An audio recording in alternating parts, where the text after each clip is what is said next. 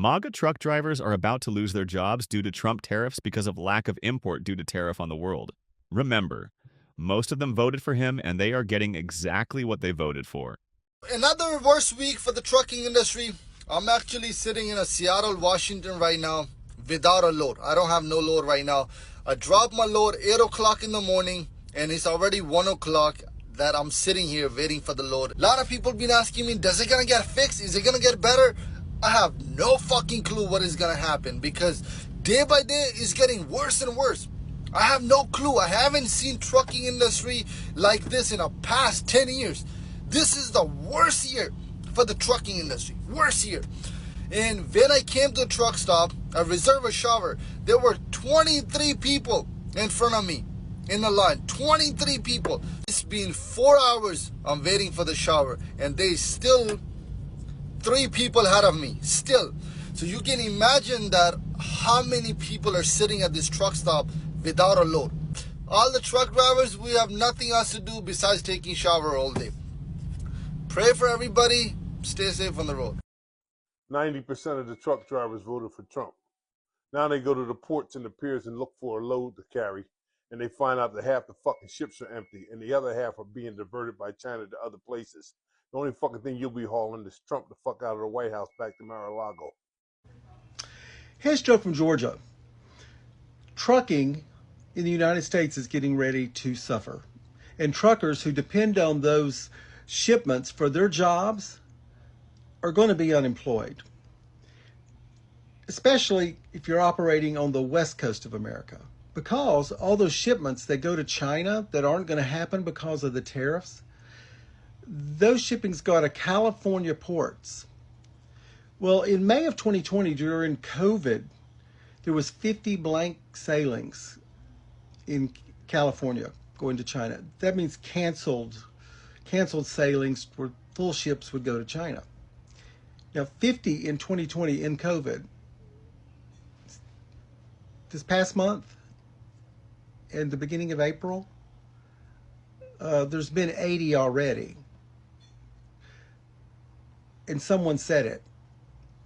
This is going to make COVID look like good times. Supply chain from China primarily enters the United States on the West Coast with the Port of Los Angeles taking most of it. The executive director of the Port of Los Angeles told CNBC that he, quote, expects incoming cargo volume to slide by more than a third next week compared with the same period in 2024. The West Coast Stockworkers Union issued this statement today, quote, these tariffs are nothing more than a direct attack on working class and should be opposed outright. The reality is clear. These tariffs don't put America first. They put American working people last. They will kill jobs, raise costs, and fuel economic instability that will ripple through every community in this country.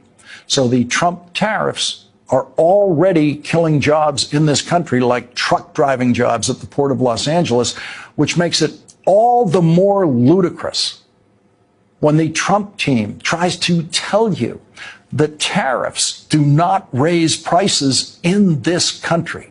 America's supply chain is about to snap. Drivers pulled off the road, imports slowing, prices rising. You're about to feel it, and it's going to be fast. Let's talk about the real consequences of the trucking crackdown and the tariff surge. Share and repost before it's too late.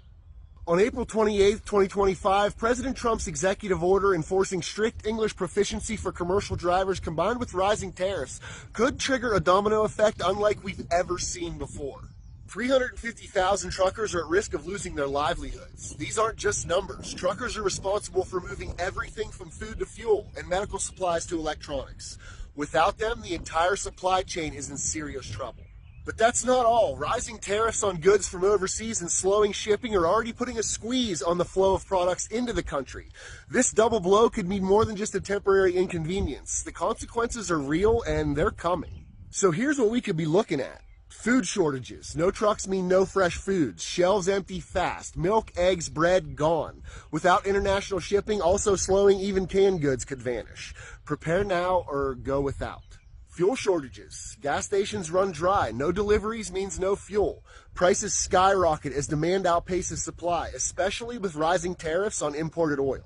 Supply chain breakdown. From medicine to electronics, supplies stop flowing. Stores close, factories halt. With imports crawling and trucks parked, shortages hit every sector.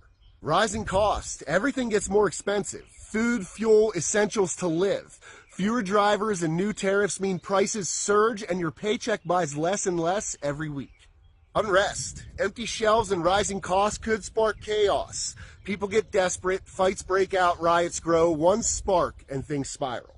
Long-term fallout. This isn't a quick fix. The economy slows, shortages drag on, costs rise, and daily life gets harder for everyone.